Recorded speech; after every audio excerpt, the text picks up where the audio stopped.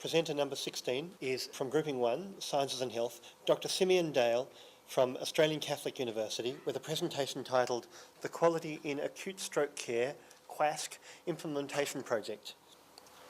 So, 1 out of every 6 of you is going to suffer from a stroke in your lifetime. And stroke is the second biggest killer in Australia.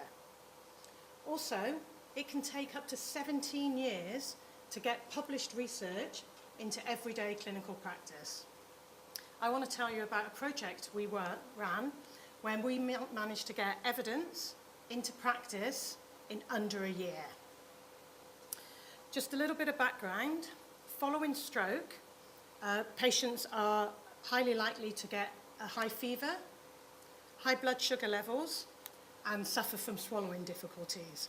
And all of those three result in a higher likelihood of dying or being disabled following stroke. The highly successful Quality in Acute Stroke Care trial showed that following a stroke, if you went to a stroke unit that had supported implementation of 3 very simple protocols, namely, take the temperature regularly and give Panadol when raised, monitor blood sugar levels regularly and give insulin when raised, and train nurses to be able to screen patients for swallowing difficulties, you were 16% less likely to be dead or more disabled at 3 months. This is a much larger effect than the 3 known treatments for stroke. Getting aspirin within 48 hours, get into a stroke unit, getting clot-busting drugs. So if you went to a stroke unit that got the FES, fever, sugar, swallow protocols, you were almost 16% more likely to be alive and independent at 3 months.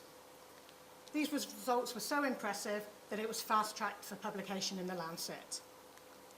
So following on from these results, we wanted to get these protocols into all stroke units across New South Wales. We wanted to replicate the original QASC trial because we knew that that worked, but we knew that we had to be more pragmatic for the implementation project.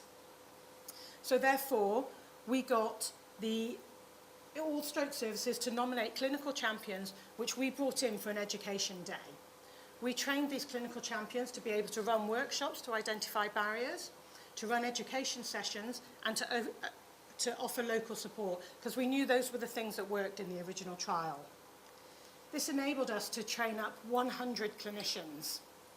These clinicians then had to go back to their individual stroke services and implement these 3 simple protocols. And they had 3 months to implement these protocols. We also had a project officer who went out to offer support with a representative from the New South Wales Agency of Clinical Innovation, and also offer support via telephone and emails. For our evaluation, we collaborated with the National Stroke Foundation to use their already established audit tool so that we could do a pre and a post comparison. This enabled us to audit the medical records of over 2,000 patients. So what did we find? Well, firstly, all 36 stroke services in New South Wales put up their hand to be involved in this study. Our results showed that significantly more patients received care according to the FES protocols post-implementation. As you can see from those p-values, they're all significant.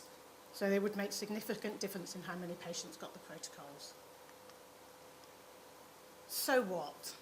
At the beginning of this presentation, I told you that it can take up to 17 years to get research into practice.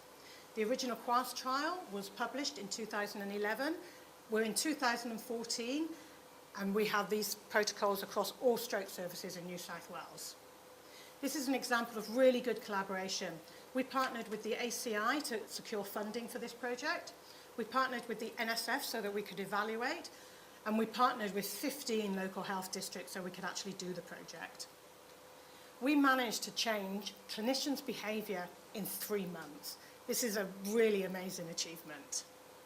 These 3 very simple protocols are undoubtedly saving lives and reducing disability in patients following stroke. Thanks for your time.